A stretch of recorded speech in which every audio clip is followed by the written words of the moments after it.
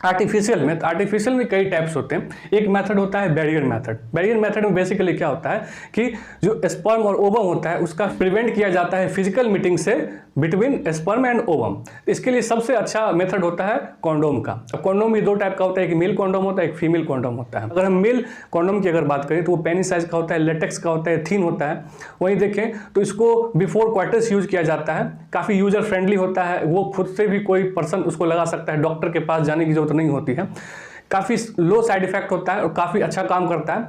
Basically ये जो sexual transmitted disease होते हैं लाइक हर्पीज हो गया, जेनेटल हर्पीज, एड्स, इन सब से ये प्रिवेंट कराता है, इससे भी बचा सकता है। तो काफ़ी अच्छा मेथड होता है कॉन्डम। फीमेल कॉन्डम भी होता है, वो रबर का होता है।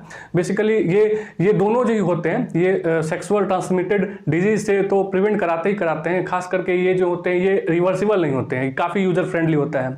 फीमेल में सर्विकल कैप भी होता है, डायफ्राम होता है, वॉर्ड्स होते हैं। और डायफ्राम वॉर्ड्स जो होता है बेसिकली ये रिवर्सिबल होता है। इंडिया में इतना पॉपुलर नहीं है, फॉरेन वगैरह में ये काफी ज्यादा चलन में होता है।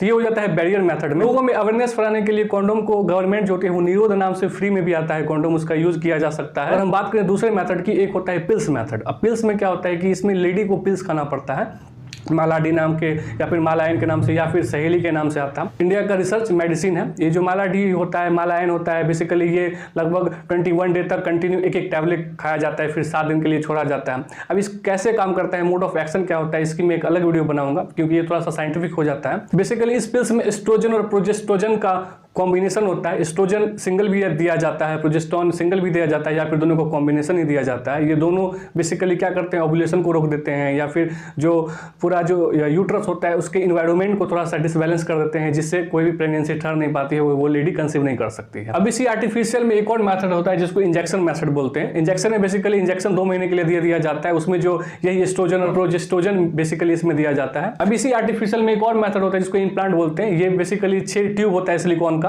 इसको बेसिकली स्किन के अंदर इम्प्लांट कर दिया जाता है, जिसको इम्प्लांट मेथड बोलते हैं। फिर एक मेथड होता है आईओडी, जो सबसे ज्यादा प्रचलन में है, सबसे ज्यादा लेडी इसके लिए अवेयरनेस भी होती है, वो होता है IOD intra uterine device. Basically ये 3 टाइप का होता है, इसका 3 जनरेशन है। पहला होता है नॉन मेडिकेटेड आईओडीज, ये होता है लिपीज लूप करके आता है। बेसिकली इसमें क्या किया जाता है कि ये जो होता है बेसिकली इसका काम करने का तरीका देखें तो ये स्पर्म को ना खा जाता है, बेसिकली फैगोसाइटिक होता है। तो स्पर्म को जब खाई जाएगा उसका बिल्कुल ही विलुप्त कर देता है, तो वो फर्टिलाइजेशन कर ही नहीं पाएगा ओवम के साथ। दूसरा इसमें आता है कॉपर रिलीजिंग आईओडी, जिसमें कॉपर 7, कॉपर टी या फिर मल्टी लोड 375 आता है। बेसिकली इसमें कॉपर को इसके लपेट दिया जाता है। कॉपर बेसिकली क्या करता है, ये टी शेप का होता है, इसको डॉक्टर या फिर नर्स के द्वारा इसको प्रिवेजन है इसको अंदर जाकर के इंसर्ट कर दिया जाता है। बेसिकली ये क्या करता है कि स्पर्म को ना मोटिलिटी कम कर देता है, यानी कि ये जो स्पर्म मोटाइल होते हैं जिसको फैलोपियन ट्यूब तक जाना होता है उसकी मोटिलिटी को काफी कम कर देता है, बिल्कुल रिड्यूस कर देता है, जिससे वो स्पर्म जाता तो है फीमेल रिप्रोडक्टिव ट्रैक्ट के अंदर,